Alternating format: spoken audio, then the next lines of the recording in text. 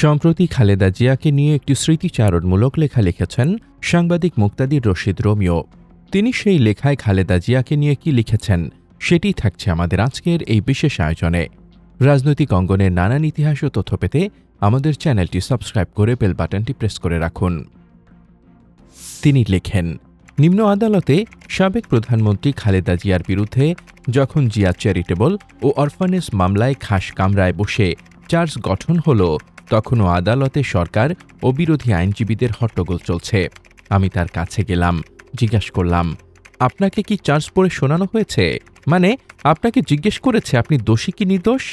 ভদ্রমহিলা আসামির ডকের সামনে একটি চেয়ারে বসে, পেছনে শিমুল বিশ্বাস দাঁড়িয়ে, তিনি আমাকে কথা বলতে বাধা দিতে গেলেন। আমার কাছে তখন মামলার কারণে খালেদা জিয়ার বক্তব্য খুবই গুরুত্বপূর্ণ। বিরোধী দলের নেত্রী উত্তর দিলেন, জিজ্ঞেস করবেন কি, আদালত তো কোনো কথাই বললেন না। পরের দিন নিউজ ছাপা হলো।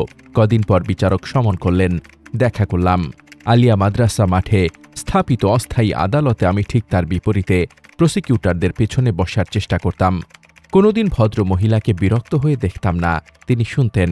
আদালতের যে ডেকোরাম তা প্রতিপালন করতেন শারীরিক অসুস্থতা থাকা সত্ত্বেও। আমি একটু আগে গিয়ে আদালতে বসতাম। বিএনপি নেত্রী বিচার চলাকালীন একদিন প্রসিকিউটর মোশাররফ হোসেনকে জিজ্ঞেস করলাম, ভদ্রমহিলাকে এত কষ্ট দিচ্ছেন কেন? উনি উত্তর দিলেন, কষ্ট তো দিতে চাই না। উনি দেশ ছেড়ে চলে গেলেই তো কোনো কষ্ট আর করা লাগে না, ওনাকে গিয়ে বোঝাও। ভদ্রমহিলার সিঁড়ি ভাঙতে কষ্ট হতো, তাই এক বিএনপি নেত্রীকে ধরে তিনি আদালতে উঠতেন। হাসিনা সরকার তাকেও গ্রেফতার করল। ওনার খুব কষ্ট হতো, সহ্য করতেন। তখনও তিনি হুইল চেয়ার ধরেননি। 2018 সালে যখন তার কারাদণ্ড হল, সেদিন তিনি পুরোপুরি প্রস্তুতি নিয়ে এসেছিলেন। পুলিশ সবাইকে সরিয়ে দিল।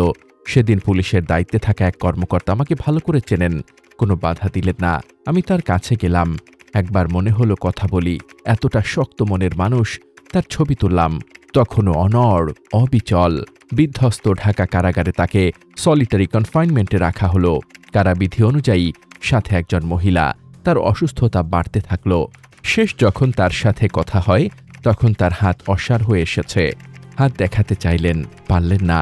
তিনি জাতীয়তাবাদী নেত্রী, তাই আপনারা ফোর্স বা পশ্চিমাদের তালিকায় তার নাম পাবেন না কোনো পুরোহিতের তালিকায়। তবে ইতিহাস যদি লেখা হয়, তবে তিনি বাংলাদেশের সবচেয়ে শক্তিশালী নেতা, যিনি তার দেশের জন্য, তার মানুষের জন্য, সার্বভৌমত্বের জন্য জীবনের ঝুঁকি নিতে পিছপা হননি।